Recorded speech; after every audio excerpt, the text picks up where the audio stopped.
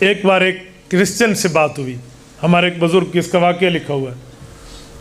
کرسچنوں کا عقیدہ تھا کہ حضرت عیسیٰ علیہ السلام آسمان پہ بیٹھے ہیں، اگر مسلمان کہیں اور یہ بات مان لو، ہمیں ہماری زبان میں جواب دے رہے ہیں، ورنہ وہ تو ان کو پھانسی کے قائل ہیں۔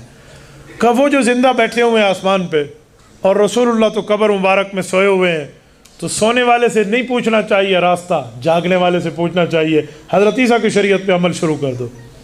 جب مانتے ہو وہ اوپر بیٹھے ہوئے ہیں، تو انہوں نے ایک واقعہ گھڑا اور سوال کیا، کہ ایک بندہ جنگل میں جا رہا ہو، اس کو راستہ پوچھنا ہو، کوئی بندہ مل نہ رہا ہو کہ جو گارڈ بنے، میرا گارڈین بنے، راستہ دکھائے، راہبر بنے، کوئی نگہبان بنے، میرے ساتھ چلے، جنگل ہے، اوپری جگہ ہے، پرائی جگہ ہے، نہ کوئی عطا نہ کوئی پتہ۔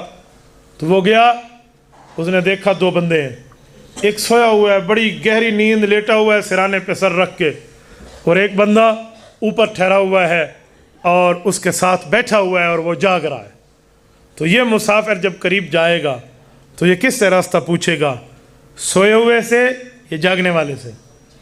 وہ شاطر بندہ یہ سمجھتا تھا کہ یہ مسلمان دیوبندی، یہ علماء یہ کہہ دیں گے بھئی جاگنے والے سے پوچھے گا جو جاگ رہا ہے۔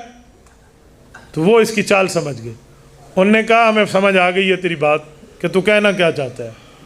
تو کہنا یہ چاہتا ہے کہ حضرت عیسیٰ زندہ آسمان پہ بیٹھے ہوئے ہیں اور رسول اللہ صلی اللہ علیہ وسلم قبر مبارک میں، ان سے پوچھے، ان سے نہیں کہنا، یہ اور سمجھ گئے۔ انہوں نے کہا یہ مسافر جاگنے والے سے نہیں پوچھے گا۔ انہوں نے کہا کیوں؟ انہوں نے کہا سن تو صحیح یار، یہ مسافر جاگنے والے کے ساتھ لائن لگا کر بیٹھ جائے گا۔ کہتے کیوں؟